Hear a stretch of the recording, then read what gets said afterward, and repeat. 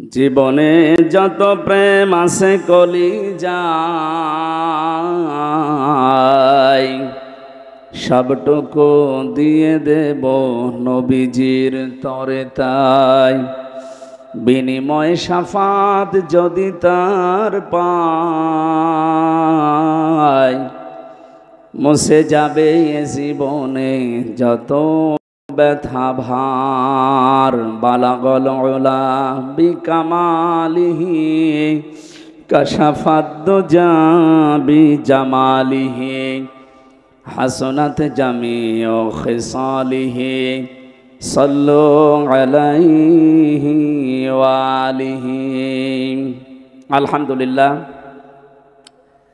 রাজশাহী বিভাগের নওগাঁ জেলার পত্নীতলা থানার অন্তর্গত নজিপুর পৌরসভা চক জয়রামপুর রোড মাদ্রাসা ময়দানে মক্কা ইন্টারন্যাশনাল হিফজুল কোরআন মাদ্রাসা অ্যান্ড স্কুলের উদ্যোগে হাফেজ ছাত্রদের পাগড়ি প্রদান অনুষ্ঠানে ঐতিহাসিক তাফসিরুল কোরআন মাহফিলের স্বনামধন্য সভাপতি, অত্র এলাকার সর্বজন শ্রদ্ধাভাজন ব্যক্তিত্ব হাজিউল হারামাইন আলহাজ মাওলানা রফিকুল ইসলাম বুলবুল আতালাল্লাহু উমরাহু ওয়া বারাকাল্লাহু ফি হায়াতি, বলেন আমিন। আল্লাহ পাক বলেন, মা আনজালনা আলাইকাল কুরআনা লিতাশকা। হে নবী, কোরআন আমি আপনাকে এই জন্যে দেইনি যে আপনি অপমানিত হবেন, অপদস্থ হবেন, আপনি মায়ের খাবেন, লাঞ্ছিত হবেন। লিতাশকার জন্যে, কষ্ট সহ্য করার জন্য আমি কোরআন দেইনি। কোরআনে কারিম দিয়েছি এই পৃথিবীতে আপনাকে উপরে তোলার জন্যে। ওয়ারফা'না লাকা যিকরাক, আমি কি আপনার নাম উপরে তুলে দেইনি? যেখানে আমি আল্লাহর নাম উচ্চারণ হয় সঙ্গে সঙ্গে ওখানে আপনার নামটাও আমি আল্লাহ উচ্চারণের ব্যবস্থা করে দিয়েছি। তামাম পৃথিবীতে যেখানে আল্লাহর নাম উচ্চারণ করা হয় সঙ্গে সঙ্গে দেখবেন বলা হচ্ছে আশহাদু আল্লা ইলাহা ইল্লাল্লাহ ওয়া আশহাদু আন্না মুহাম্মাদান আবদুহু ওয়া রাসূলুহু, বলেন আল্লাহু আকবার। আমাদের এই বাংলাদেশ 1150 কিলোমিটার এদিকে ওদিকে। কক্সবাজারের টেকনাফের ওই শেষ গ্রাম থেকে যখন আজানের ধ্বনি দেওয়া হয়, আমি দেখেছি পঞ্চগড়ের তেতুলিয়া আর একেবারে বাংলা বান্দা পর্যন্ত শুরু যখন হয় শেষ পর্যন্ত শুধু আজান শেষ হতেই বাংলাদেশে প্রায় 14 মিনিট সময় লাগে। 1150 কিলোমিটারে যদি 14 মিনিট একাধারে আল্লাহর নামের সঙ্গে সঙ্গে রাসূলুল্লাহর নাম উচ্চারণ হতেই থাকে। সারা পৃথিবীতে 257টা রাষ্ট্র আছে। কত হাজার হাজার হাজার হাজার কিলোমিটার আপনি বলেন। প্রত্যেক জায়গায় যদি আল্লাহর নাম পৃথিবীর শুরু থেকে একেবারে শেষ প্রান্ত পর্যন্ত শুরু হয়, 24 ঘন্টার 1টা ঘন্টাও বাকি থাকে না যেখানে রাসূলুল্লাহর নাম উচ্চারণ হচ্ছে না। ওই জামানায় আবু জেহেল বলেছিল, মোহাম্মদ বিদায় নিলে যেহেতু আর কোনো ছেলে সন্তান বেঁচে নেই, মা কানা মুহাম্মাদুন আবা আহাদিম মির রিজালিকুম ওয়ালাকির রাসূলুল্লাহি ওয়া খাতামান নাবিয়্যিন। মুহাম্মদ তোমাদের ভেতরে কোনো অ্যাডাল্ট পুরুষের বাবা নয়, প্রাপ্ত বয়স্ক কোনো পুরুষের বাবা মোহাম্মদ নয়। কারণ আল্লাহ ভালো করে জানতেন পৃথিবীতে অনেক আবেগওয়ালা উম্মত তৈরি হবে।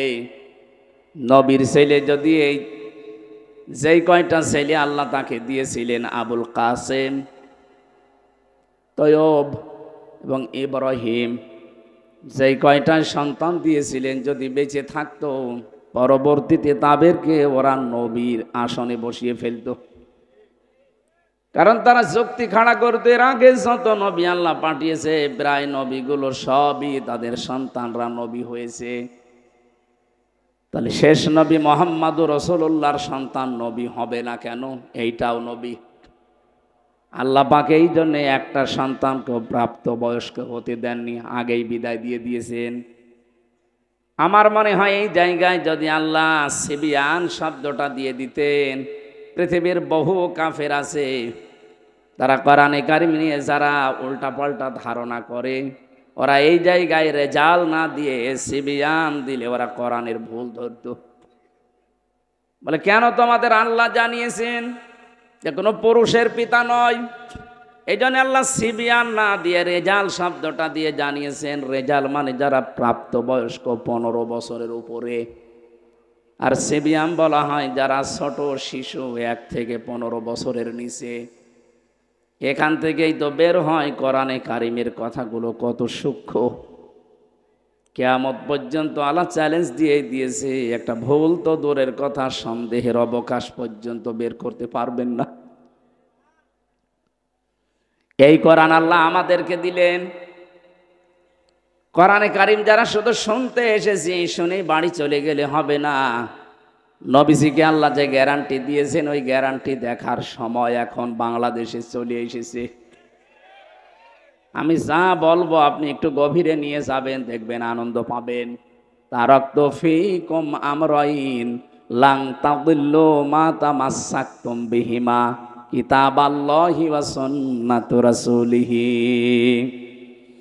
নবীজি বিদায় হজের ভাষণের শেষ কথা বলেছিলেন, আমি তোমাদের কাছে 2টা জিনিস রেখে গেলাম, একটা আল্লাহর কালাম কিতাবুল্লাহ, আর 2 নম্বরে আমি নবীর সুন্নাত।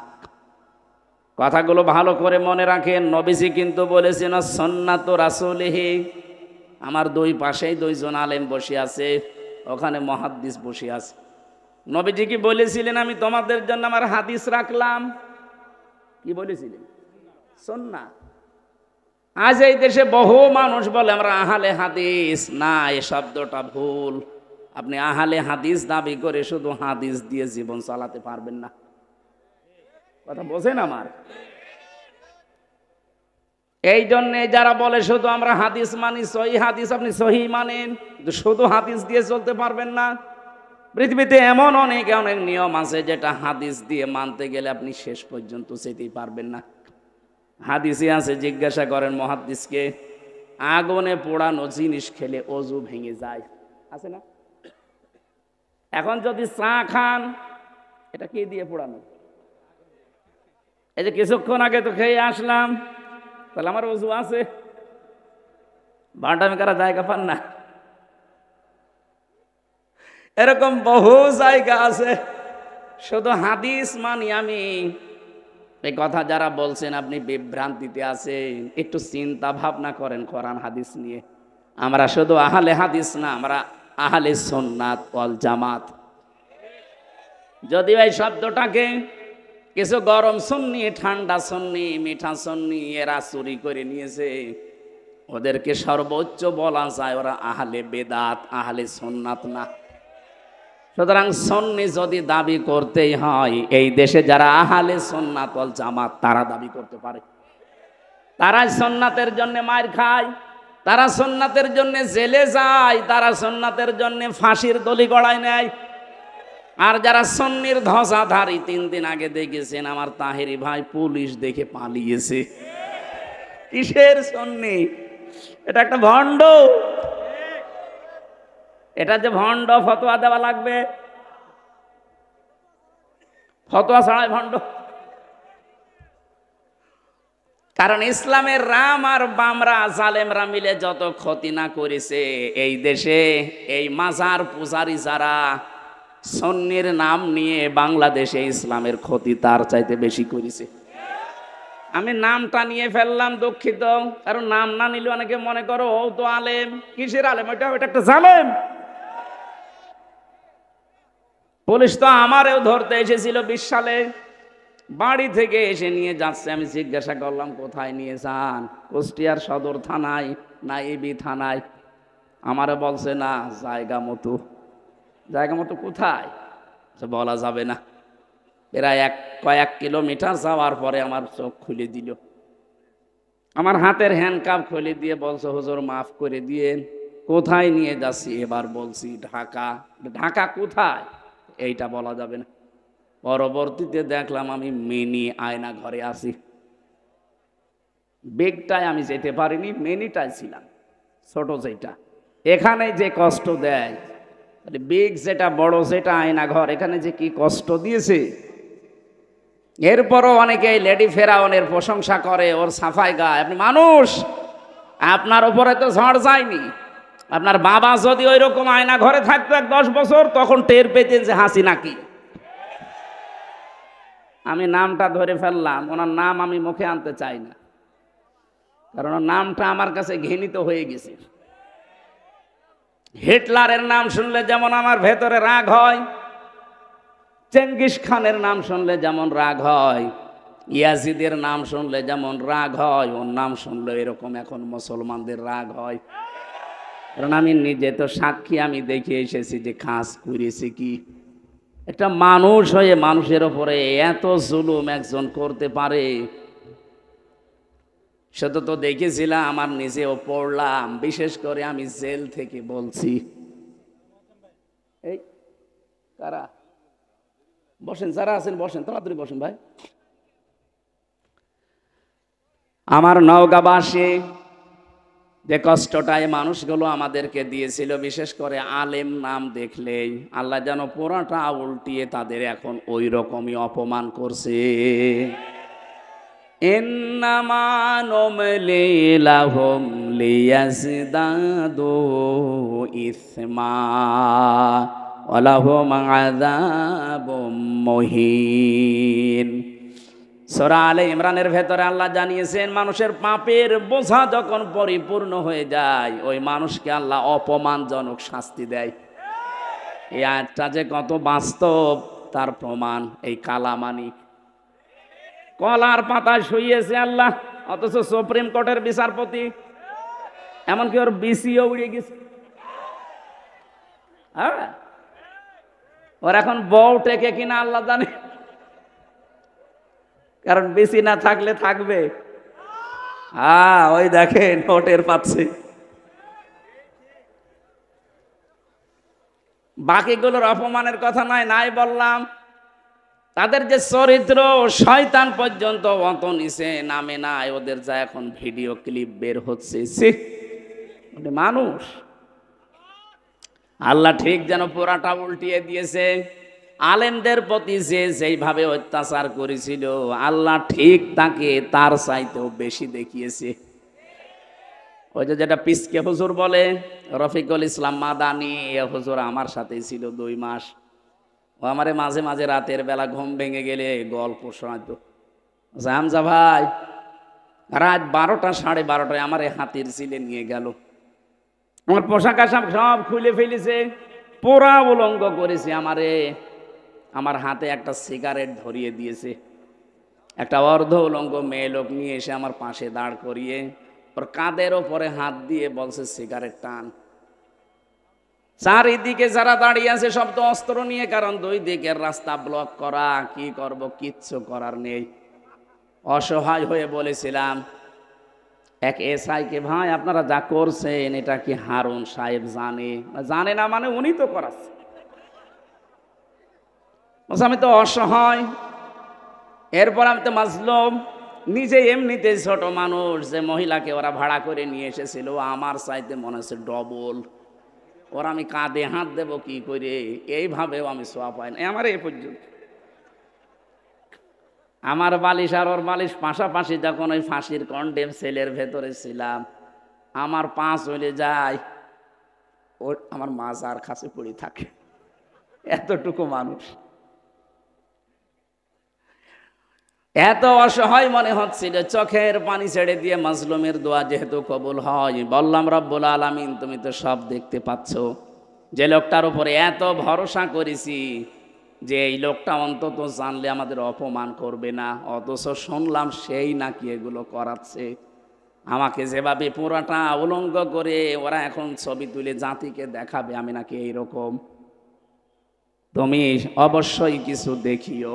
আমার আল্লাহ ঠিক ওইটা কবুল করে নিয়েছে। ছোট হুজুরের আর কি দেখা গেছে, যাই হোক দেখা গেছে যেই লোকটার ইশারায় এটা হয়েছে আল্লাহ তার 3 ইঞ্চি, কথা বলে না কেন, জিকির উঠে গিয়েছিল 3 ইঞ্চি 3 ইঞ্চি, আর মহিলারাও জিকির করতো 3 ইঞ্চি। কি গো কি এটা কি? ওই হারুন আঙ্কেল এমনি আল্লাহ এগুলো করেনি, এদের পাপের বোঝা পরিপূর্ণ হয়ে গেছে। পরশু দিনও আমি গিয়েছিলাম কিশোরগঞ্জের মিঠামইন এলাকায়, দেখলাম যে রিসোর্ট বানিয়েছে, ওনার যে বেতন সরকারিভাবে আমি তো জানি কিয়ামত পর্যন্ত চাকরি করলেও ওই রিসোর্ট বানানো সম্ভব না। ওখানে থাকতে সর্বনিম্নই লাগে 10,000 এক এক রুম ভাড়া, আর ঊর্ধ্বে আছে 1 লাখ 1.5 লাখ। এক রাত থাকবেন আপনি মাত্র একটা রুম নিয়ে, সর্বনিম্ন ভাড়া 10,000, উপরে যত বেশি আছে। এমন কোন জিনিস করে না এই হাওড়ের ভেতরে যে নেই, যা মনে চাবে আপনি তাই পাবেন। এই টাকাগুলো তো ফেরেশতারা দিয়েছে। বলেন, আমার মতো হামজাকে বাড়ি থেকে নিয়ে এসে বলছে 50টা মামলা দেব, সঙ্গে সঙ্গে 10 লাখ টাকা দিন। আমার মতো মানুষকে যদি এ কথা বলতে পারে বলেন, আর উপরে যারা তাদের কি করিস? এই জন্য পাপের বোঝা যখন মানুষের পরিপূর্ণ হয়ে যায়, ওই মানুষকে আমার আল্লাহ ছাড় দেয়, কিন্তু ছেড়ে দেয় না। আমি যে শব্দ নিয়ে বলছিলাম, যারা আহলে হাদিস দাবি করছেন আপনি ভুল পথে আছেন। বসেন এক জায়গায় আলেমদের সাথে, আপনি প্রমাণ করে মিলাতে পারবেন না। আপনি যদি এত হক আহলে হক দাবি করেন, আপনার আহলে হাদিসের নামের ভেতরে এতগুলো দল কেন?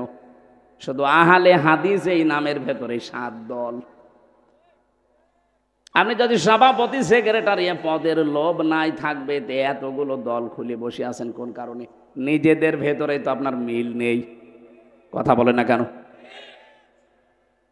এই শব্দটা আমরা জানি আলেমদের, আমি যাদের কাছে লেখাপড়া করেছি, আমার বিশ্ববিদ্যালয়ে doctor Abdullah Jahangir, doctor Lokman Hossain, doctor আবামা সাইফুল ইসলাম সিদ্দিকী সহ যাদের কাছে আমি পড়েছি, কওমি মাদ্রাসায় আমি শর্ট কোর্সে দাওরা হাদিস করেছিলাম, হাফেজি কারিয়ানা আমার জীবনে যাই পড়লাম কামেল পর্যন্ত মেলামেশা করে আমি যা দেখেছি, পড়াশোনা করি, এই শব্দটা গলদ।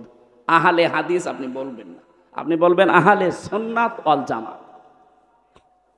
যারা এই শব্দটা চুরি করে নিয়েছেন তারা এখন জাতির সামনে যেন এরা আহলে বেদাত এটা প্রমাণ হয়। প্রমাণ অলরেডি হয়ে গেছে। সারা বাংলাদেশ এখন আমি যাচ্ছি, আমি দেখতে পাচ্ছি সারাদিকে চারিদিকে আওয়াজ উঠেছে যে ও আল্লাহর ওলিরা আন্দাজে দাবি করে আহলে সুন্নাত, ওগুলো আহলে ভণ্ড, আহলে বেদাত। নবীজি বললেন আমি তোমাদের কাছে সুন্নাহ রাখলাম আমার আদর্শ, বিশ্ব নবীকে আপনাকে মাস্ট বি মেনে নেওয়া লাগবে। উনি যখন নবুয়ত পেয়েছিলেন ওই দিন থেকে শুরু করে ইন্তেকাল পর্যন্ত, এটা রাহিকুল মাখতুমে পড়বেন। বিশ্ব নবী যেদিন নবুয়ত পেয়েছিলেন ঘোষণা, উনি তো নবী, কিন্তু ঘোষণা যেদিন হয়েছে 40 বছর বয়সে, এই দিন থেকে শুরু করে ইন্তেকাল পর্যন্ত পুরা 23 বছর। কেউ যদি বলে আমি একটা দিন শুধু মানি না, আপনি কাফের। কথা বুঝতেছেন? জ্ঞানী মানুষ যারা আছেন একটু খেয়াল করেন, নবীজির এই 23 বছরের নবুয়তের জিন্দেগির কেউ যদি বলে আমি এই হাফ দিন মানি না, সে কাফের। কারণ আল্লাহর নবীকে আল্লাহ শারিয় বানিয়েছেন, শরীয়ত প্রণেতা।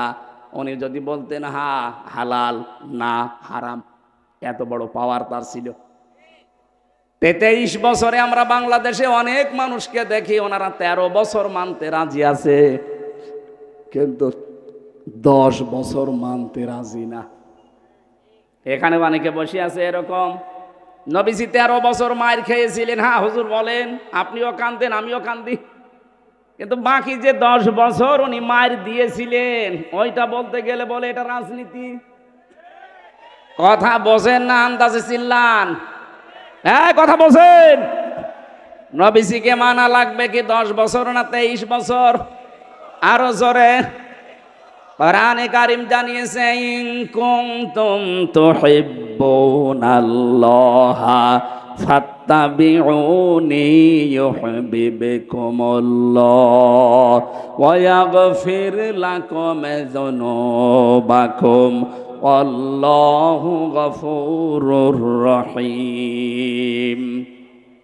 হে নবী, আপনি বলেন, যদি আল্লাহকে ভালোবাসি এই দাবি করো, ও নওগাঁবাসী, এ দাবি আমাদের আছে না নেই? আমরা দল মত নির্বিশেষে ভালোবাসি আল্লাহকে, দাবি আছে না নেই? এ দাবি করি না আমরা? আমরা শুধু না, বিশেষ 4,500 ধর্ম এখন আছে। 4,500 ধর্মের যে ধর্মের মানুষ বলেন, সে তার ধর্মের যিনি যাকে মেনে চলে তাকেও ভালোবাসে। আপনি হিন্দুদের জিজ্ঞাসা করেন, ওদের দেবতাকে ভালোবাসে। খ্রিস্টানদের জিজ্ঞাসা করেন, ওর গডকে ভালোবাসে। ইহুদিদের জিজ্ঞাসা করেন, পৃথিবীর যত জাতি আছে সেই যে ধর্ম মেনে চলে, মিনাল্লাযীনা ফাররাকু দীনাহুম ওয়া কানু শিয়া কুল্লু হিজবিম বিমা লাদাইহিম ফারিহুন। বলেন আল্লাহু আকবার। আল্লাহ পাক বলেন, হে নবী, দুনিয়াতে যে যেই দলে আতে মসে আছে, ও কিন্তু ওই দলের কর্মসূচি নিয়ে আনন্দে আছে। আর সে মনে করে এইটাই আসল, বাকিগুলো সব ডিলিট। এটা মনে হচ্ছে না সারা পৃথিবীতে যে যেই ধর্মে আছে, যে যেই মতে আছে, পথে আছে, ওইটাই তার কাছে সঠিক, আর বাইরে যা আছে সবগুলো ভুল। আল্লাহ বলেন, তার দলীয় কর্মসূচি নিয়ে সে আনন্দে আছে। দুনিয়াতে সবাই যেহেতু দাবি করে আমরা আমাদের যিনি ইবাদত পাওয়ার যোগ্য তাকে আমরা ভালোবাসি। আমরা মুসলিম 200 কোটির উপরে। কত? 200 কোটির উপরে আমরা এখন মুসলিম। আমরা সবাই এই কথা বলতে রাজি আছি যে আল্লাহ তোমাকে আই লাভ ইউ, ভালোবাসি। কথা বলে না কেন? আল্লাহ পাক বলেন, এই দাবি যদি করে কেউ, তাকে আমি বলছি ইউহিব্বুকুমুল্লাহ, আমি আল্লাহ তোমাদেরকে ভালোবাসছি, বাসবো। ইউহিব্বু এটা মোজারে, বর্তমান, ভবিষ্যৎ, প্রেজেন্ট, ফিউচার, এর মাঝখানে একটা শব্দ আল্লাহ দিয়েছেন, ওইটা করলে। কেউ যদি বলে আল্লাহ তোমাকে ভালোবাসি, আল্লাহ বলেন এই কথা রাখ, আগে প্রমাণ কর, ফাত্তাবিউনি, আমার রাসূলের অনুসরণ করে। নওগাঁবাসী, বিবেকের কাছে আপনার প্রশ্ন, রাসূলের অনুসরণ করা লাগবে। উনি যখন রাসূল হয়েছিলেন ওই সময় থেকে না, মানে উনি তো জন্ম থেকেই পুরা মক্কা এলাকায়, পুরা আরব জাহানে কেউ নবী রাসূল বলতো আব্দুল্লাহ বিন মুহাম্মদ, এতটুকু না? ওনাকে সারা জীবন, বেশিরভাগ 1 থেকে 40 বছর পর্যন্ত পুরা আরব জাহানে ওনাকে চিনত আব্দুল্লাহ বিন মুহাম্মদ, আব্দুল্লাহর ছেলে মুহাম্মদ সাল্লাল্লাহু আলাইহি সাল্লাম। খুব বেশি হলেও তার চরিত্রের কারণে বলতো আল আমিন, আস-সাদিক। কিন্তু এই মানুষটা যেদিন 40 বছর বয়সে নবুয়ত পেলেন, থেকে শুরু করে ইন্তেকাল পর্যন্ত 23টা বছরে আপনি যদি অনুসরণ করতে চান, আল্লাহ এখানে কিন্তু শব্দ দিয়েছেন, লাকাদ কানা লাকুম ফি রাসূলিল্লাহি উসওয়াতুন হাসানা। অবশ্যই তোমাদের জন্য মহত্তম আদর্শ লুকিয়ে আছে আমার রাসূলের ভেতরে। বলেন তো, আল্লাহ কি মুহাম্মদ ইবনে আব্দুল্লাহ নামটা জানতেন না? কথা বলেন না কেন? খুব ভালো করে খেয়াল করবেন, বাইরে যে আবার গিবত করবেন যে কি বললো বুঝলাম না, এই জন্য খেয়াল করতে বলছি। আল্লাহ কিন্তু ভালো করে জানতেন যে আমার নবীর নাম মুহাম্মদ ইবনে আব্দুল্লাহ। এই শব্দটা না দিয়ে ফি রাসূলিল্লাহ দিলেন কেন? কারণ তিনি 1 থেকে 40 বছর পর্যন্ত পুরা আরব জাহানে রাসূলুল্লাহ বলে পরিচিত ছিলেন না। উনি ছিলেন আল আমিন, আস-সাদিক, মুহাম্মদ বিন আব্দুল্লাহ। কথা ঠিক নেই? উনি যখন রাসূলুল্লাহ হয়ে গেলেন, ওই দিন থেকে শুরু করে আপনাকে অনুসরণ আরম্ভ করা লাগবে। আল্লাহ বলেন, আমার রাসূলের অনুসরণ করো। আমি 2টা জিনিস তোমাদেরকে দেব। 1 নম্বরে আমি নিজেই তোদেরকে উল্টা করে ভালোবাসা আরম্ভ করব। শব্দটা আপনি বলেন তো আলেম, মুহাদ্দিস মানুষ বলেন তো, ইউহিব্বুকুমুল্লাহ, এটা কি মোজারে নামাজি? অতীতের শব্দ আল্লাহ দেয়নি। মোসারে দিয়েছেন এই জন্যে এর ভেতরে দুইটা কাল আছে, বর্তমান আছে আর ভবিষ্যৎ আছে। কেউ যদি সত্যি রাসূলুল্লাহকে অনুসরণ করা আরম্ভ করে, আল্লাহ তখন থেকে তাকে ভালোবাসা আরম্ভ করবে। তাহলে আমাদের অনুসরণ যদি এখন থেকে শুরু হয়, আল্লাহ আমাদেরকে এখন থেকে ভালোবাসা আরম্ভ করবে। আর আল্লাহ যদি কাউকে ভালোবাসে, আল্লাহ পাক বলেন আমি পুরস্কার দেব, ওয়াগফির লাকুম যুনুবাকুম। ইয়াগফির এইটাও মোসারে, বর্তমান ভবিষ্যৎ প্রেজেন্ট ফিউচারের ভেতরেও দুইটা কাল। জাম্বুন আল্লাহ দেয়নি যে একটা গোনা মাফ করে দেব, জনুব বহু বচন, একটা গোনাও রাখবো না। যত অপরাধ আছে সব আমি আল্লাহ মাফ করে দিচ্ছি, দেব। তাহলে শর্তটা কি পেয়েছিলাম? রাসূলুল্লাহর অনুসরণ। কি কথা বলেন না কেন? এখন এই অনুসরণ কি আংশিক না পূর্ণাঙ্গ? জবাব দেন ভালো করে, আংশিক না পূর্ণাঙ্গ? এবার আপনি নিজের বিবেককে বলেন তো, আপনার অনুসরণ হচ্ছে, আমিও জানি, এটা কি আংশিক না পূর্ণাঙ্গ? হয়তো আপনার সুরাত সিরাত দেখলে মনে হয় রসুলের মতো, কিন্তু আপনার পরিবার রসুলের মতো না। কথা বলছেন না কেন? আপনার এমন মেয়ে জন্ম দিয়েছেন যেটা স্কিন টাইট প্যান্ট পরে, নাকি নওগাঁয় নেই? একটা যুবতী মেয়ে 18 বছর 20 বছর বয়স, সে তার বাবার সামনে স্কিন টাইট প্যান্ট পরে গেঞ্জি গায়ে দিয়ে একসাথে বসে সিনেমা দেখছে, ওটা বাবা? হ্যাঁ, ও রুচি কি বলেন তো? ওকে মানুষ না জানোয়ারের চাইতেও খারাপ ওটা। আমি এত নিকৃষ্ট শব্দ বলতাম না। বলেন এটা একটা বাবা বলা যায়? এই জন্যে তো মাঝে মাঝে দেখি অঘটন ঘটে যায়। তাহলে আপনার অনুসরণ হয়তো আপনার মাথায় চুল রসুলের মতো কাটা আছে, দাড়ি আপনি রাসূলের মতো রেখেছেন, জব্বা গায়ে দিয়েছেন, আপনার হাতে তসবিহ আছে, মানলাম আপনার পুরা বডি ঠিক আছে। আপনার পরিবার ঠিক নেই, আপনার সমাজ ঠিক নেই, আপনার রাষ্ট্র ঠিক নেই, আপনি অর্থনীতি ঠিক নেই। অর্থনীতির যে একটা ইবাদত অনেকে জানেই না। অর্থনীতি একটা ইবাদত না? ব্যবসায়িক যে নিয়ম নীতিগুলো আছে, কয়জন বুঝতে পারে বা কয়জন পালন করে? আজ ব্যাংকিং ব্যবস্থার নাম শুনলে মানুষ নাক সেটকায়, এটা দুনিয়ার জিনিস। আরে ভাই, বিশ্বনবীর একটা ব্যাংক ছিল, বাইতুল মাল। কি আমি কি বানিয়ে বলছি? আল্লাহর নবী নিজে ব্যবসা করেছিলেন। আল্লাহর নবীর ব্যবসায়িক সিস্টেম ছিল মুদারাবা। ইসলামী ব্যাংকের যদি কেউ থাকেন, এই যে মোশারাকা, মুদারাবা, মোরাবাহা, বায়ে সালাম, বায়ে ইস্তেসনা, বায়ে মুআজ্জাল, বায়ে ওয়াহিদা, এই যে 18টা নিয়ম আছে। এক একটা পয়েন্টের ভেতরে কতগুলো কথা সূক্ষ্ম সূক্ষ্মভাবে আল্লাহ লুকিয়ে দিয়েছেন। ওই জামানায় যারা কাফের তারা বলতো ব্যবসা আর সুদ ওই একই, অথচ আল্লাহ বলেন আমি ব্যবসাকে হালাল করেছি আর সুদকে হারাম করেছি। আজ আমাদের ব্যবসাগুলো সত্যি যাকাত ভিত্তিক অর্থনীতি না থাকার কারণে সুদ ভিত্তিক অর্থনীতির সাথে জড়িয়ে গেছে, যেখানে সুদ খেলে মায়ের সাথে জেনা করার গুনাহ হয়। এলাকায় আছে কিনা আমি জানি না, অনেকে টাকা ছেড়ে রাখে, মাসে মাসে 1000 টাকা দিলে 200 টাকা করে বেশি দেয়। এটা যে প্রকাশ্য সুদ আপনি কিন্তু নিজেও জানেন। কি? আর সুদ খেলে কোরআন বলছে আল্লাহ রসুলের সাথে যুদ্ধ করার শামিল। এটা বড় গুনাহ। আর ছোট গুনাহ হচ্ছে মায়ের সাথে 33 বার জেনা করা। এত ঘৃণিত কাজ কেউ করবে দুনিয়ায় বলেন? অথচ এখানে বহু টুপি মাথায় দেওয়া দাড়িওয়ালা মানুষ এই কাজ করে, টাকা ছেড়ে রাখে, টাকা আসে। এই কাজ যারা করছেন এক্ষুনি বাড়ি যে লাভের এই টাকা নেওয়া বন্ধ, আমি না খেয়ে মরে যাব, মায়ের সাথে জেনা করব না। কারা কারা এই টাকা ছেড়ে দেবেন হাত তোলেন তো। আহা, খুব আরামে আছে। না না ভাই, আপনি হাত তুললেন, আপনার তো শরম করার দরকার ছিল। আমি আশা করছি আপনি ছেড়ে দেবেন আগামীতে। না বুঝেও যদি হাত তুলে থাকেন, যদি এই কাজে কেউ থাকেন, ইসলামী অর্থনীতিটা পড়েন, সূরা বাকারার কি 78, 79, 80, 81, 82 এই যে আয়াতগুলো খেলা করার জন্য দেয়নি। ইসলামী অর্থনীতির ব্যাপক কথা এর ভেতরে সাজানো আছে। এটা একটা ইবাদত। আপনি রসুলের অনুসরণ করলে, রসুল ব্যবসা করেছেন মুদারাবা।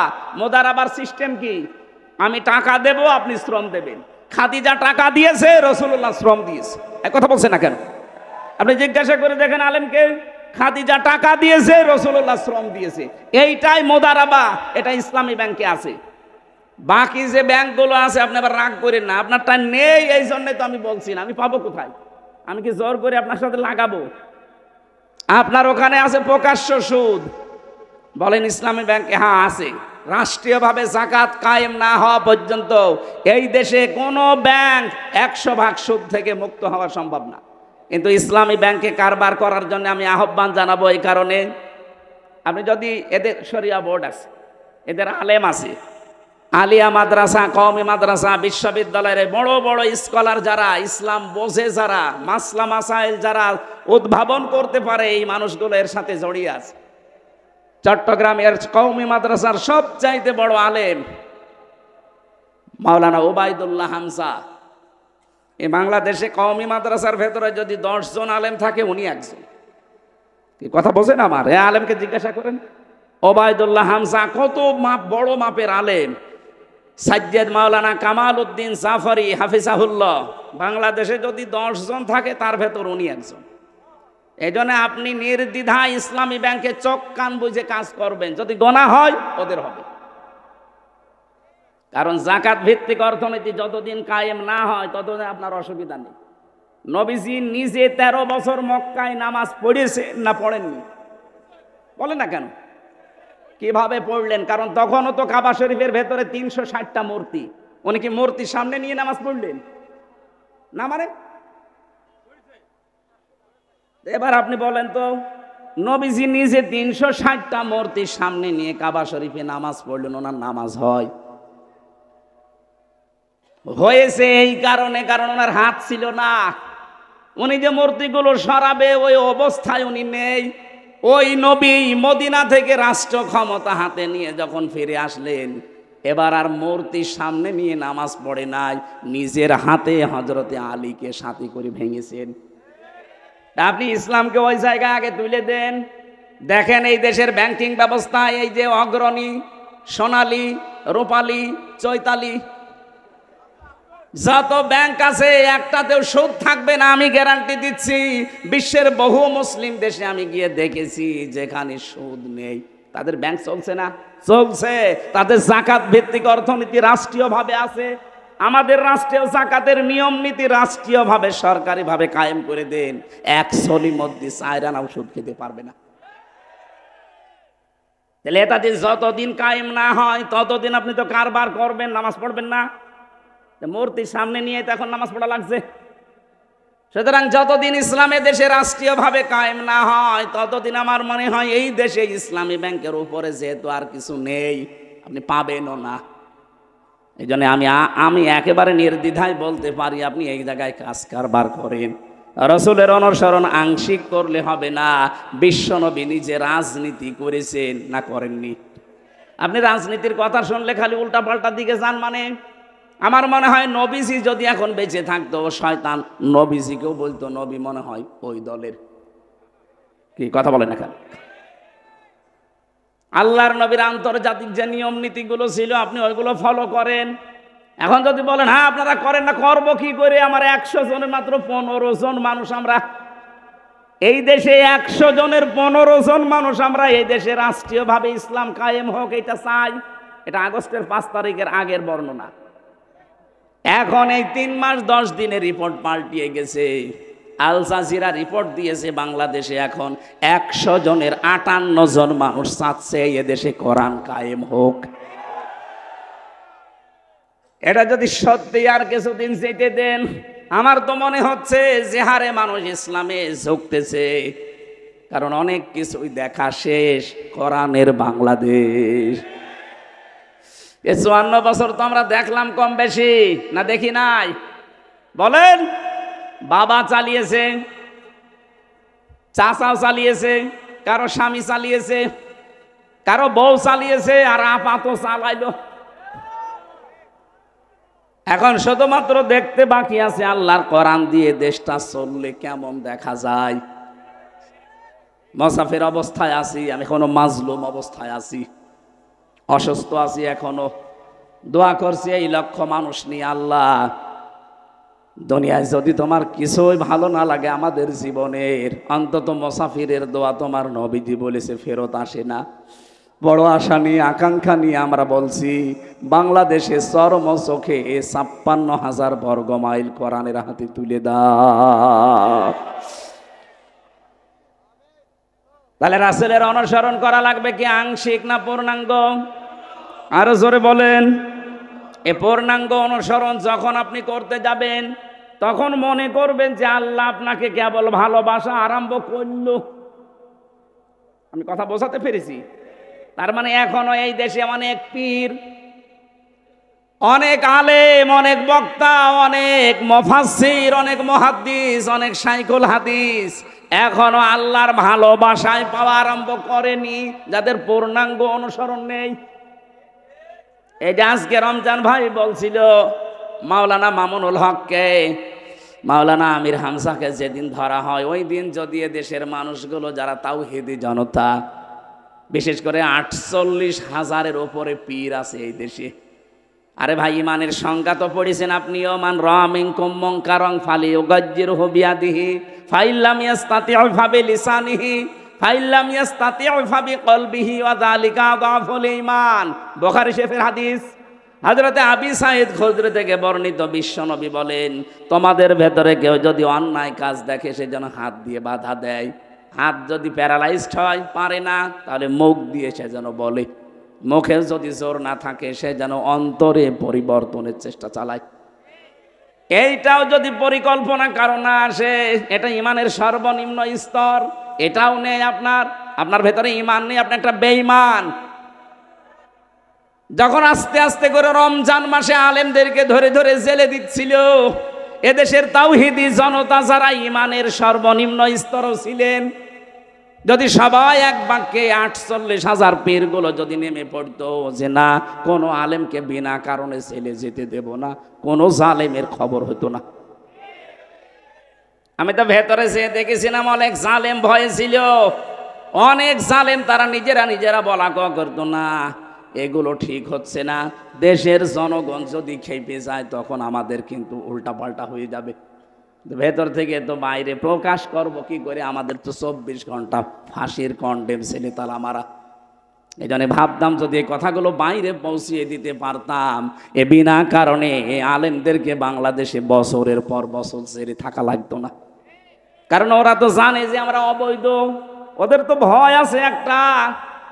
আজকের সভাপতি দেখলাম শামসুজ্জোহা খান, সাবেক সংসদ সদস্য, লিখেছেন। ইনি কত সালের এমপি আমি জানি না। যদি ২০০৮ থেকে ২৪ পর্যন্ত কেউ এমপিতে পাশ করে নাম দেয় যে সাবেক এমপি, এটা অবৈধ। কারণ আপনাকে আমরা ভোট দেয়নি। ৮ সাল থেকে শুরু করে ২৪ পর্যন্ত কোনো নির্বাচন হয়নি, সবগুলো পাতানো। কথা বলেন না কেন? সুতরাং যারা ৮ সাল থেকে ২৪ সাল পর্যন্ত এমপি মন্ত্রী, কোনোদিন পোস্টারে লিখতে পারবেন না সাবেক এমপি সাবেক মন্ত্রী। আপনি এতটুকু লিখতে পারেন সাবেক চোর, আর একটু বেশি করে লিখবেন যে সাবেক ডাকাত। কারণ আপনি ভোট ডাকাত, আপনি ভোট চোর, এইটা লিখবেন, অসুবিধা কি? কথা বলে না কেন? আপনি এই শামসুজ্জোহা খানের মতো সাবেক এমপি লিখতে পারবেন না, কারণ এটা নির্বাচনের এমপি, আর আপনি ইলেকশনে না। অথচ এখন যারা পালিয়ে গেছে, দুই বোন একসাথে, এরা এখন ছড়াচ্ছে আমরা নির্বাচিত ছিলাম, আমাদেরকে উৎখাত করা হয়েছে।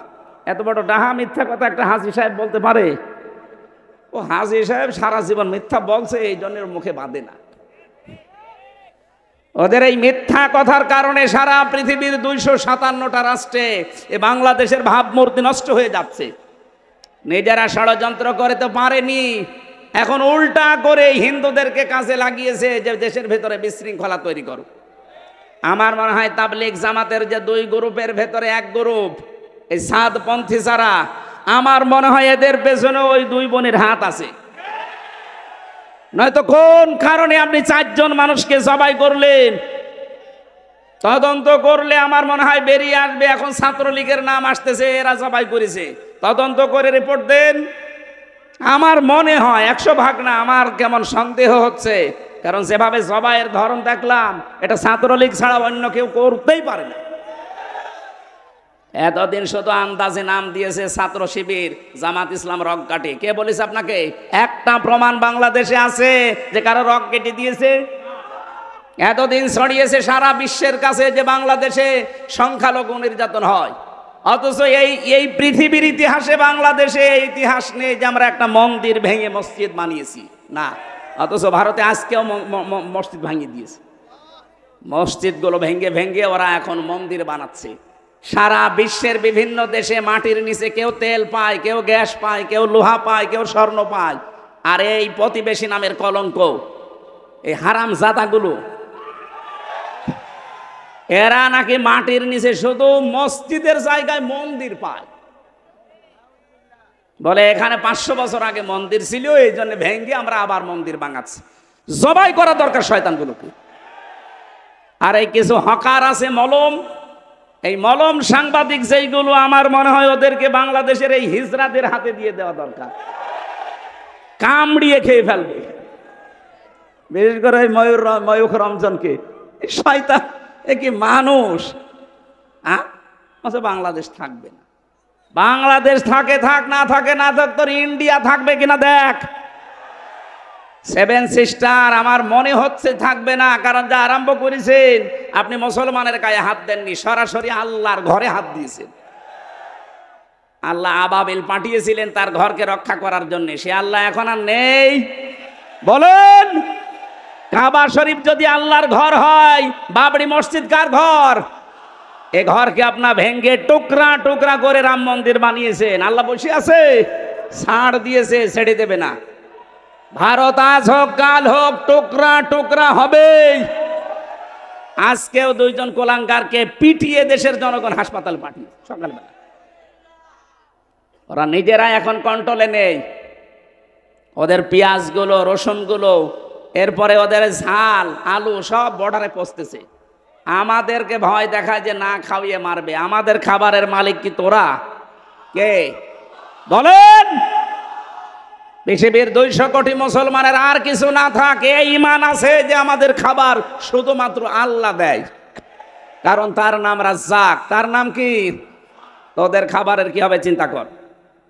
আমেরিকা কালকে কি বলেছে দেখেননি? পরশুদিন ডোনাল্ড ট্রাম্প যে 16 লাখ ভারতীয়কে সব ফেরত পাঠাবো, জানুয়ারির 20 তারিখে ওর শপথ। যাতে মাতাল হলো তাহলে ঠিক আছে, আরো তো এক রোকা। দেখেন কি করে। যদি সত্যি এটা করে, মোদির গদিতে আগুন লেগে যাবে, ধুতি সামলাতে সামলাতে শেষ। এখন বলছে চট্টগ্রাম নিয়ে নেব। আরে দাদা, আপনি কি যৌতুক নেবেন? আর মেয়ে তো পালিয়ে গেছে, কিসের যৌতুক? ও মেয়ের বিয়েই তো আমরা মানি না, পালানো মেয়েকে এখনো মেনেই নেয়নি, যৌতুক তো আরো দূরের কথা। আর যার সাথে পালিয়েছে ওর সাথে কি মেয়ে বিয়ে দেওয়া যায়? ওর হচ্ছে ফুল হাতা আর আমাদের হাফ হাতা। ওর ফুল হাতা না? ও দাদা, যতদিন হাফ হাতা না হবে ওর সাথে তো মুসলমানের বিয়ে দেওয়া যায় না। আর দাদার যে বয়স, এই বয়সে যদি এখন হাফ হাতা করা লাগে, ও গোড়া থেকে কেটে বাদ দিয়া লাগবে। তাছাড়া ও মুসলমানি দিতে ও হাজাম পাবেন কোথায় বুড়ো বয়সে? ও পাকা জিনিস এখন কাটতে গেলে তো সমস্যা। দেখা যাচ্ছে হাজামে ডাক্তারে বললো ঠিক আছে নিয়ে আসেন, ও আগা কাটতে যে গোড়া কেটে দিচ্ছে। ওর বিয়ে করার স্বাদ মিটে যাবে। ভারতে এখন নিয়ে নেবে চট্টগ্রাম। এ দেশের 1 ইঞ্চি না হাফ ইঞ্চি মাটি যদি কেউ চোখ রাঙিয়ে নিতে চায়, আমার মনে হয় দেশের 18 কোটি মানুষ জীবন দিলে 36 কোটি দাদা নিয়ে জীবন দেবে।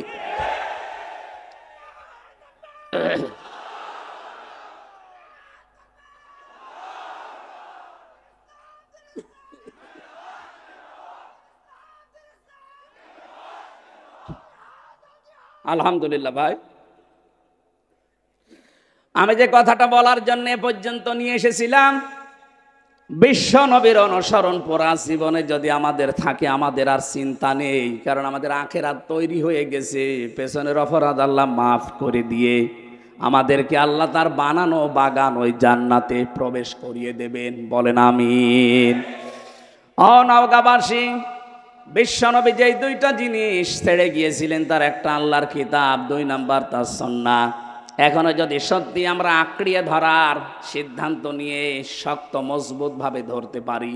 হাদিস পড়েছিলাম, নবীজি বলেন শেষ জামানায় তোমরা কোরআন আর হাদিসকে মাড়ির দাঁত দিয়ে শক্ত করে ধরবা।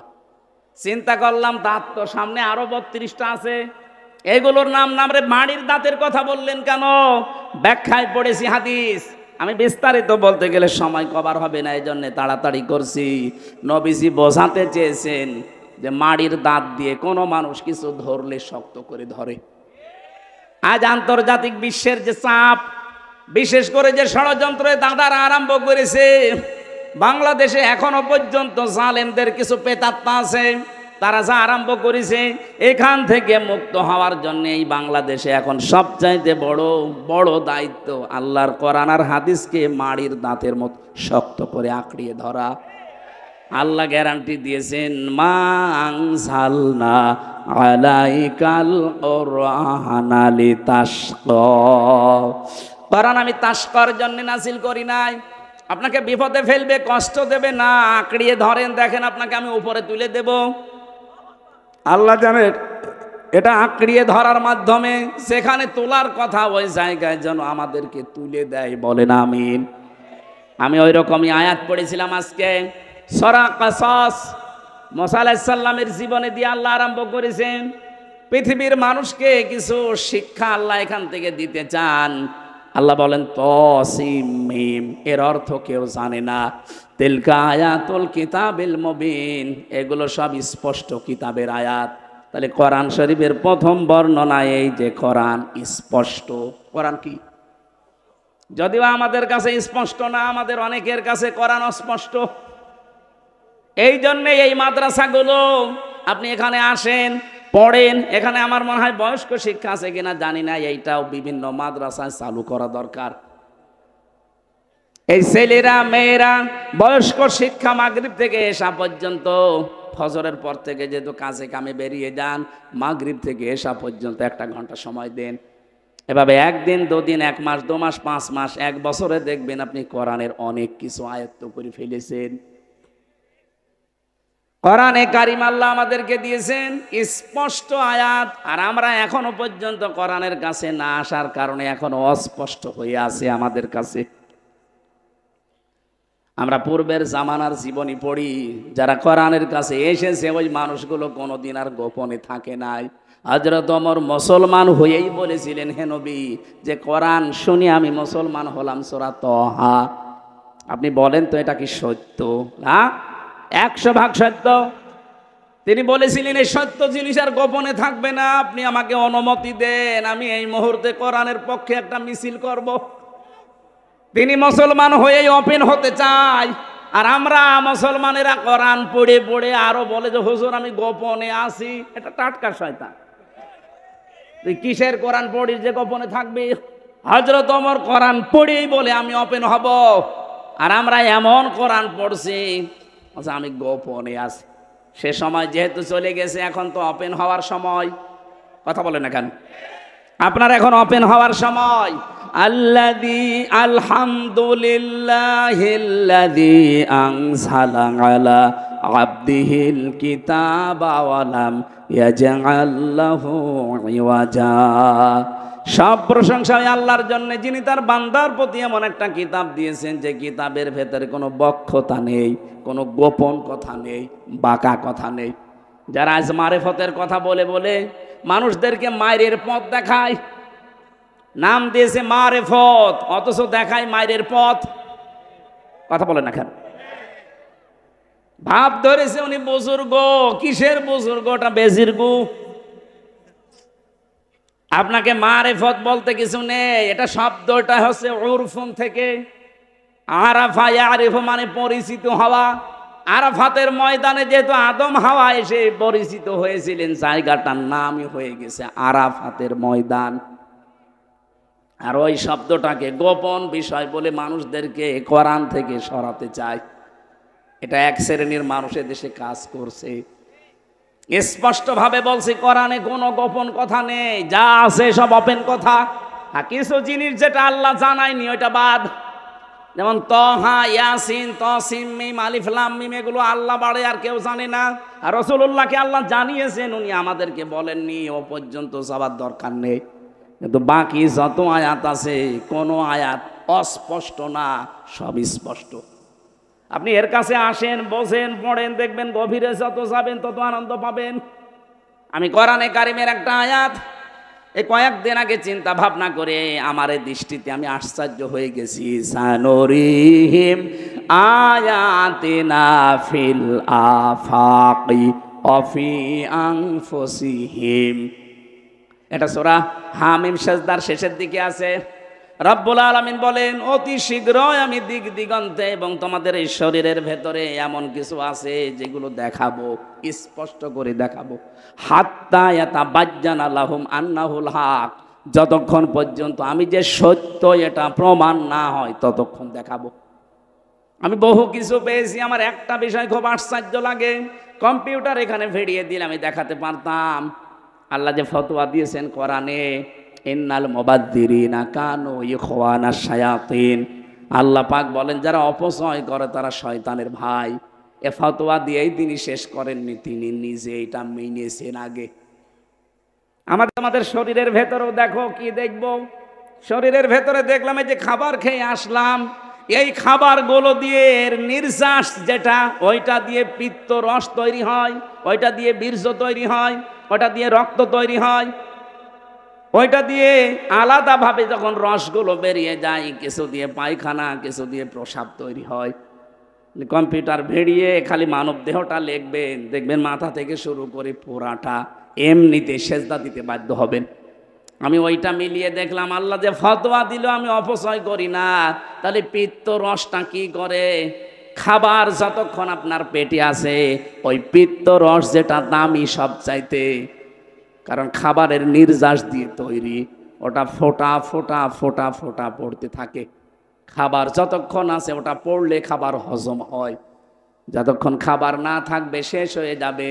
কারণ খাবার খাওয়ার 1 ঘন্টার ভেতরে পেটে আর খাবার থাকে না, ওটা টয়লেট হয়ে যায়।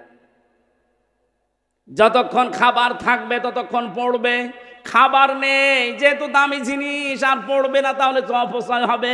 আল্লাহ নিজের কথাই নিজে মানবেন না, এই জন্য অটোমেটিক আল্লাহটা বন্ধ করে দেয়। কালকে সুবহানাল্লাহ বলবেন।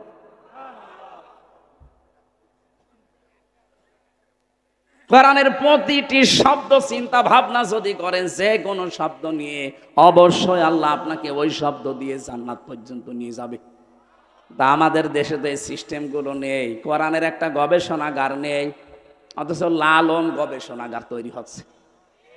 কয় মন গাঁজা খেয়েছে ওইটা চিন্তা ভাবনা করে। একটা শব্দ নিয়ে কোরআনের আল্লাহ যেটা দিলেন, আফালা ইয়াতাদাব্বারুনাল কোরআন, কি হয়েছে তোদের? আমার কোরআন নিয়ে কেন চিন্তা ভাবনা করো না? এই জন্য দেশের ধনী ধনী মানুষ যারা আছেন, আমরা আহ্বান জানাবো, যারা ভালো ভালো নাম করা আলেম, যারা চিন্তা ভাবনাশীল, এদেরকে নিয়ে আপনার কোরআনের ইনস্টিটিউট, গবেষণাগার বানান, কোরআন রিসার্চ সেন্টার বানান। মানুষ যেন কোরআন থেকে তথ্যগুলো বের করে জাতির সামনে উপহার দিতে পারে। আমরা ওগুলো পাই না, পড়বো কি করে? যতটুকুই চিন্তা ভাবনা আসে মাথার ভেতরে, দেখি না কিছু করলে একটা নতুন তথ্য বের হয়ে যায়। বলেন তো, এই চিন্তা যদি কোনো খ্রিস্টান করে, যে কি অপলক সৃষ্টি এটা, বলেন তো অপরূপ। খাবার থাকলে পড়বে, খাবার না থাকলে কে বন্ধ করছে? ওটা আল্লাহ নিজে বন্ধ করে দিচ্ছে। আল্লাহ বলেন, হাত্তা ইয়াতাবাজ্জানা লাহুম আন্নাহুল হক আওয়ালাম ইয়াকফি বিরাব্বিকা আন্নাহু আলা কুল্লি শাইইন শাহীদ।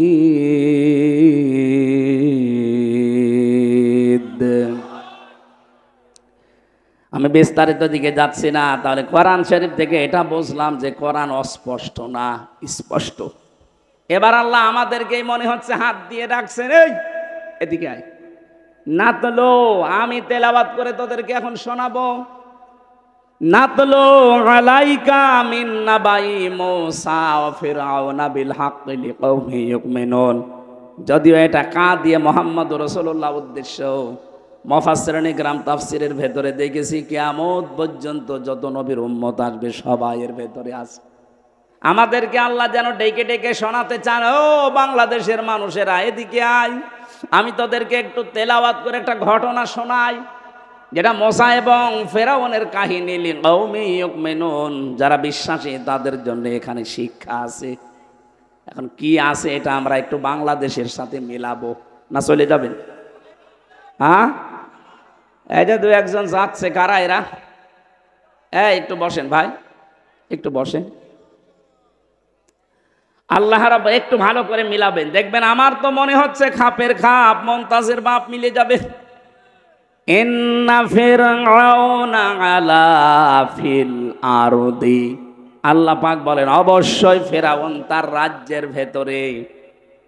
রাজ্যের ভেতরে ফেরাউন আলা ফিল আরদি, জমিনে সে কিছু করতে চেয়েছিল। কি করতে চেয়েছিল?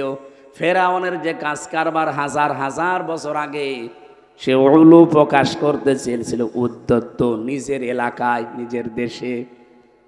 ওটা তো হাজার হাজার বছর আগের কাহিনী। আল্লাহ আমাদেরকে তাহলে শুনিয়ে তার লাভ কি? আল্লাহ জানে যে ১৫০০ বছর পর মুহাম্মদুর রাসূলুল্লাহ বিদায় নিয়ে ১৫০০ বছর পরে এমন সময় পৃথিবীতে আসবে, সেখানে ২৫৭টা রাষ্ট্র হবে, বাংলাদেশ নামে একটা দেশের আবিষ্কার হবে, এই দেশে লেডি ফেরাউন একজন তৈরি হবে। না, এটা আল্লাহ জানে না? ওই সময় ফেরাউন যা করেছিল আমি মিলিয়ে দেখলাম, লেডি ফেরাউন তাই তাই করেছে। এই দেখেন মিলান, ওয়াজাআলা আহলাহা শিয়া, ফেরাউন ওই জামানায় তার জমিনের ভেতরে, তার দেশের ভেতরে মানুষদেরকে সে দলে বিদলে বিভক্ত করে করে ছোট ছোট দল বানিয়ে রেখেছিল। বাংলাদেশেও দেখেন লোক যত বেশি তার সাথে দল বেশি। এমনও দল আছে এই দেশে শুধু সভাপতি আর সেক্রেটারি, তাছাড়া কেউ নেই। এক কথা বলছে না কেন? শুধু টুপি মাথায় দেয়, এদের ভেতরে সে প্রায় ৫৪টা দল, জেনারেল যারা তাদের ভেতরে ২৭টা। নবীজি বলেছিলেন আমার উম্মতের ভেতরে ৭২ কাতার হবে, শুধু একটা কাতার জান্নাতে যাবে, বাকি সব যাবে জাহান্নামে। ৭৩ কাতারের। আমি যদি ওই সমস্ত দলকে কাতার বানাচ্ছি না, আমার ওটা আবার আলাদা সাবজেক্ট। আমি ফেরাউনের কর্মসূচি আপনাকে বলছি। আল্লাহ বলেন ওর প্রথম কাজ ছিল এইটাই, এদিকে তাকান, ওর প্রথম কাজ ছিল মানুষকে দলে বিদলে বিভক্ত করে রেখেছিল। ওর উদ্দেশ্য ছিল মানুষ যত বেদলে বিভক্ত হবে আমার ক্ষমতা তত পাকাপোক্ত হবে। কারণ মানুষ এক জায়গায় না হতে পারলেও প্রতিবাদ জানাবে কি করে? যারাই আসে তারা ৫ জন, এরা আসে এরা ৮ জন, ওরা আসে ওরা ২ জন, খালি সভাপতি আর সেক্রেটারি কেউ নেই। এরা সবাই যদি এক হয়ে এক বাক্যে আসতো তাহলে তো আমার যে চেয়ার, এ চেয়ার থাকার কথা না। এই জন্য ওর প্রথম কাজ ছিল যেভাবেই হোক দলে বিদলে বিভক্ত করে রাখা লাগবে। বাংলাদেশে আজ মানুষের ভেতরে এত দলের পেছনে ভারতের দায়ী। ওরা গোপনে গোপনে আমাদেরকে এই কাজ করায়। আমার সাথে যেগুলো আলেম ছিল তারা মনে মনে আমাকে এই কথা বলেছিল যে আজ হুজুরদের ভেতরে এত দলের পেছনে এই কাজ করছে। যদিও এটা ওপেন সিক্রেট বলা ঠিক হয়নি। এদের তালে পা দেবেন না, এটা ফেরাউনের চক্রান্ত। ফেরাউন বলেছিল আমি কেন এটা করতে চাই জানো? তাদেরকে আমি দলে বিদলে বিভক্ত করে দুর্বল করে রাখতে চাই।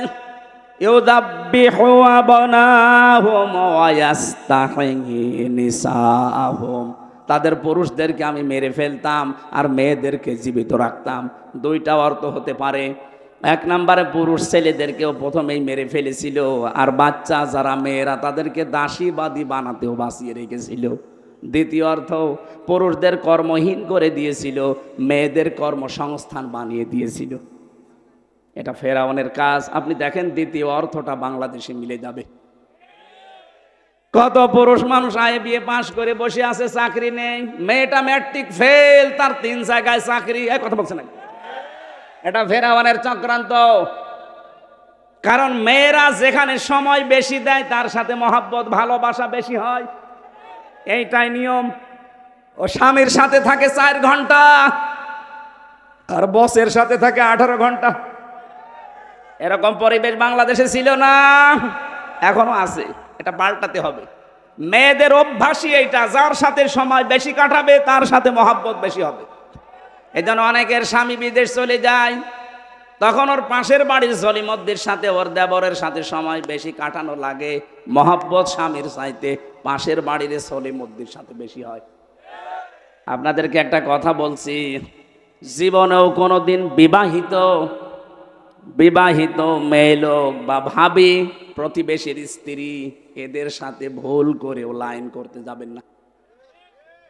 কারণ আপনি না পারবেন তাকে বিয়ে করতে, না পারবেন কষ্ট সহ্য করতে। কি কথা বলছেন? অবিবাহিত কোনো মেয়ে লোক যদি অসহায়, বিধবা অথবা স্বামী পরিত্যক্তা, এরকম মেয়ে লোক ভালো লাগে, বিয়ে করে ফেলেন। কিন্তু সাবধান, পাশের বাড়ির ভাবির সাথে অথবা প্রতিবেশীর স্ত্রীর সাথে অথবা বিবাহিত কোনো মহিলার সাথে লাইন করতে যাবেন না। কারণ তার স্বামী যতদিন না ছাড়বে আপনি বিয়ে করতে পারবেন না। আর বিয়ে করতে না পারলে যতদিন আপনি লাইনে থাকবেন শুধু কষ্ট পাবেন। এইরকম লাইনে যারা আছেন, আজকে থেকেই তাওবা করবেন যে না, আমি এক্ষুনি ওই ভাবির মোবাইল নাম্বার ডিলিট করে দেব। কারা কারা পারবেন হাত তোলেন। দুই একজন মুরব্বী হাত তুলেছে, ওর তো মোদি দাদার মতো অবস্থা, ওর হাত তোলার দরকার কি? না, সম্মানিতা মা বোনেরা, মেয়েরা এসেছে, মেয়েরা সম্মানিতা মা বোনেরা, এটা শুধু পুরুষের জন্য না, এটা মহিলাদের জন্য। নারী পুরুষ এই জেনা, বিশেষ করে চোখের জেনা আর মনের জেনা, এই দুইটা জেনা থেকে যদি আমরা বাঁচতে চাই তাহলে দুইটা ঔষধ খাওয়া লাগবে। সূরা নূর 18 নম্বর পারা 12 নম্বর পৃষ্ঠা 7 নম্বর লাইনের 30 নম্বর আয়াত এটা। অকুল্লিল মুমিনিনা ইয়াগুদ্দু মিন আবসারিহিম ওয়া ইয়াহফাযু ফুরুজাহুম যালিকা আযকা লাহুম। আমি সহ যারা এখানে আছি, নারী হোক আর পুরুষ হোক, মাত্র 15 দিন এই ঔষধটা খাবেন।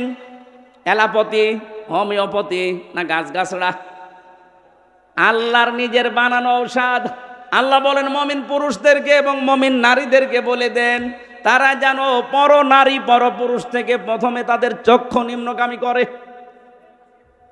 14 জন পুরুষ আর 14 জন মহিলা বাদ দিয়ে যার সামনে যত কিছু পড়বে, আল্লাহর ঔষধ আজকে থেকে খাওয়া লাগবে।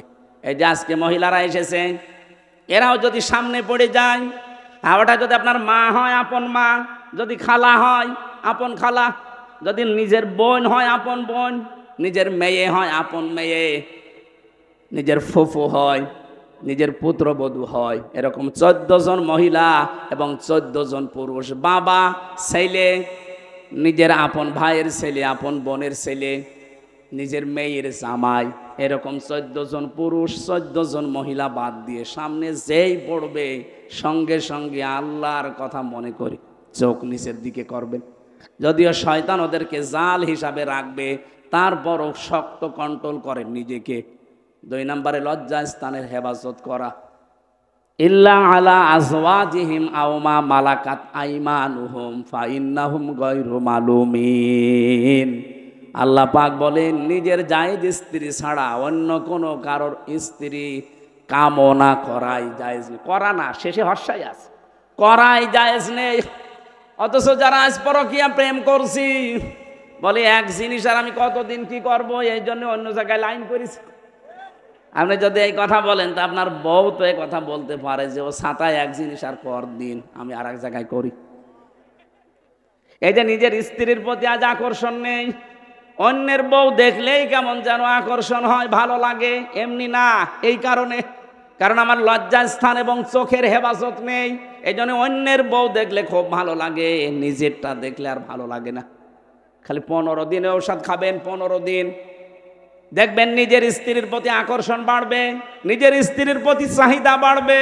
পৃথিবীর অন্য কোনো মহিলা যত সুন্দর হোক, দেখলে আপনার কাছে আর ভালো লাগবে না। এই ঔষধটা খাওয়া যাবে না। কথা বলে না কেন? ফেরাউন যা করেছিল, মেয়েদেরকে কর্মসংস্থান দিত আর পুরুষদেরকে অকর্মা করে রাখতো। এই লেডি ফেরাউন তাই করেছিল। ও মানুষকে বোঝাতো যে আমরা সমান অধিকার দিতে চাই, এদিকে যে জারজের কারখানা তৈরি হচ্ছে ও টের পাচ্ছে। নিজের ছেলে বিয়ে দিয়েছে খ্রিস্টান মহিলার সাথে, বলে আহলে কিতাব। কিসের আহলে কিতাব? পৃথিবীতে শুধু মুসলমান ছাড়া বাকি যা আছে সবগুলো কাফের। সে ইহুদি হোক, খ্রিস্টান হোক, বৌদ্ধ হোক, হিন্দু হোক, মাজুসি হোক, সব কাফের। আপনি যদি প্রমাণ করতে পারেন যে ওরা মুসলমান, কারণ কোরআন আসার পরে সবগুলো ডিলিট হয়ে গেছে। আর বলে না উনি আহলে কিতাবের মেয়েদের বিয়ে করছে। বন্টামি করার জায়গা পান না। ওর পাশে যারা থাকতো তারা ওকে বোঝাইতো যে আপনার অসুবিধা নেই, খ্রিস্টান মেয়ে তাতে কি হতো, আহলে কিতাব। আমি এই কথা সিঙ্গাপুরে বলেছিলাম, এই কারণে আমার উপর ওদের রাগ। আমাদেরকে কাফের বললো। আরে ভাই, কাফেরকে কাফের বলবো, অসুবিধা কি? এই জন্য আমার আর জাতি দেয় না। আমার মতো এই লোকের চেহারা ওনারাও ঢুকতে দেয়। সত্য কথা বলতে সে নিজের দেশ হোক, আর সিঙ্গাপুর হোক, মালয়েশিয়া হোক, আর আমেরিকা হোক, কোনো জায়গায় আমি পিছপা হয়নি, কোনোদিন হব না। এটা যদি সিঙ্গাপুরে মরণের আগে যেতে না দেয় আমার কোনো দরকার নেই, কিন্তু সত্যটা তো জানা লাগবে যে কাফের, আপনি কাফের। ইমান ভাঙার 10টা কারণ আছে না হুজুর?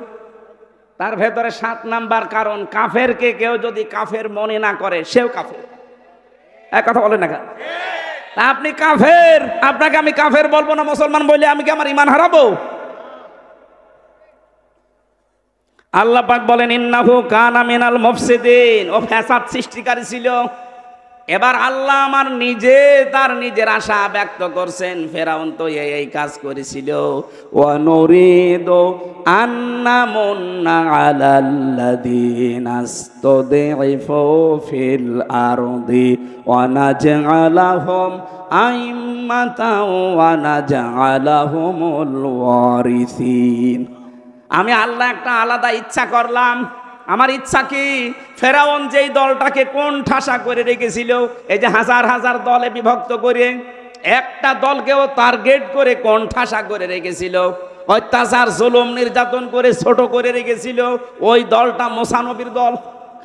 কথা বলে না কেন?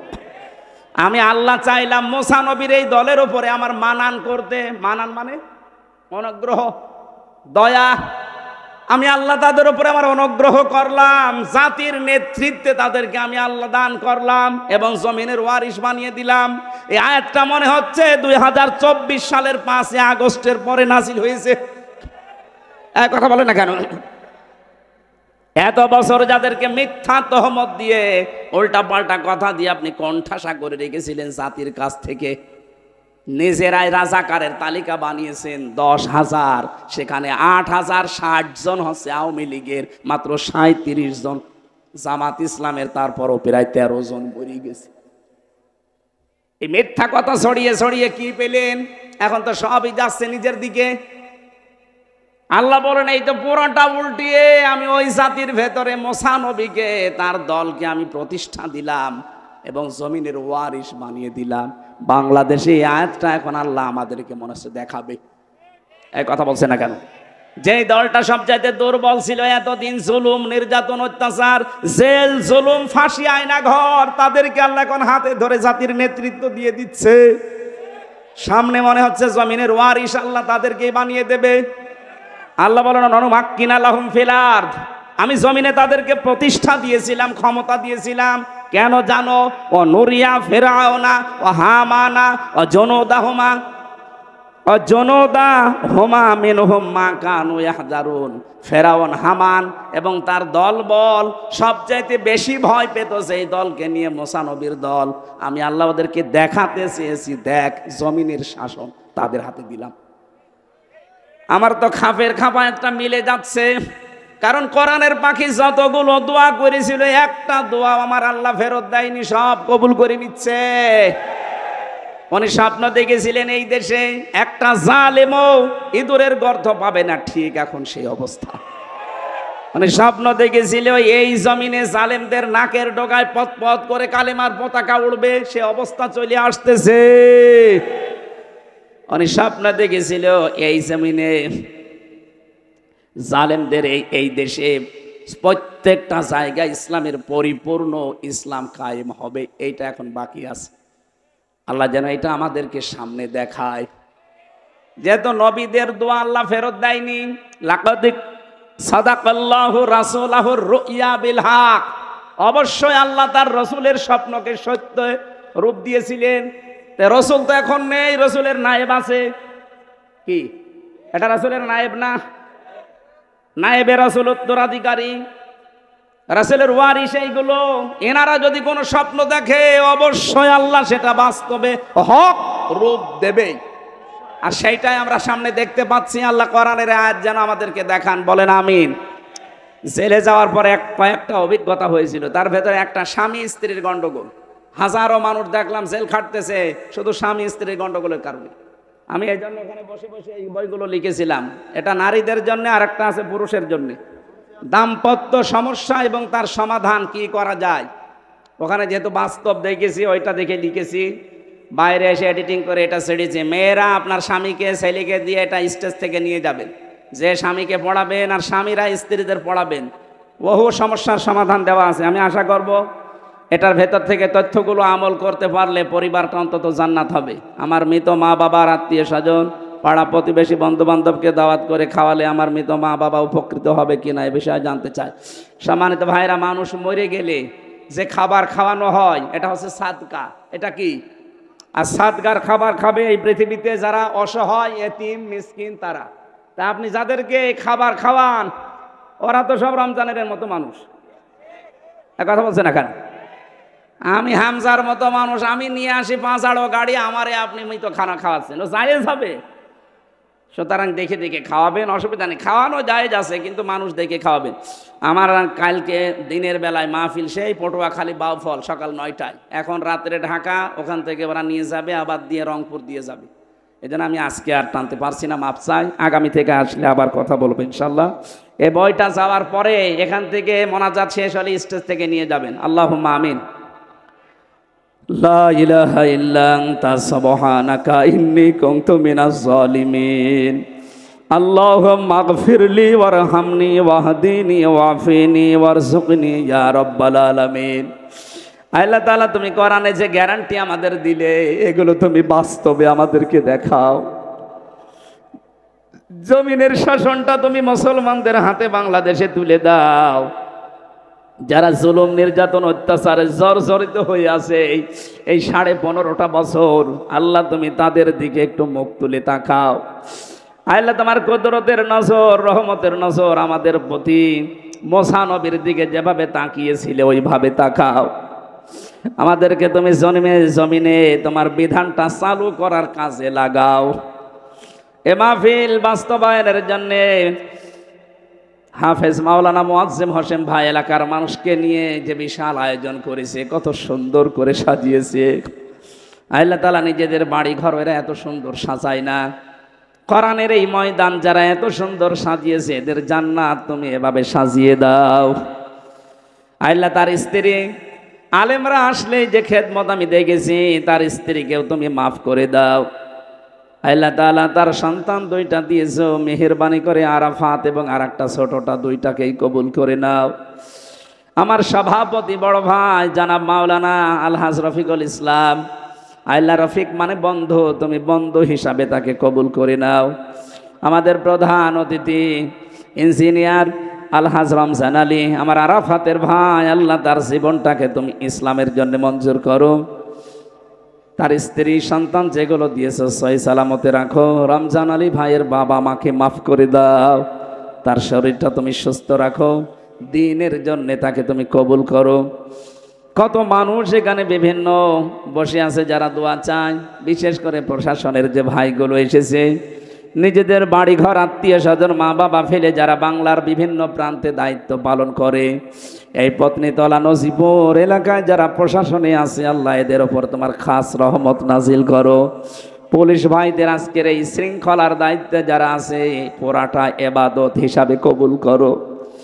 সম্মানিত মা বোনেরা, এই মাদ্রাসার ভেতরে পাশে প্যান্ডেলে কত বসে আছে, এদেরকে তুমি খাদিজার মতো, আয়েশার মতো বানিয়ে দাও। রব্বুল আলামিন, জালেমদের জেলখানায় 3টা বছর আমি অসুস্থ হয়ে গেছি, আমার কণ্ঠটা তুমি আগের মতো আবার ফিরিয়ে দাও, আমার শরীরকে তুমি আগের মতো আবার বানিয়ে দাও।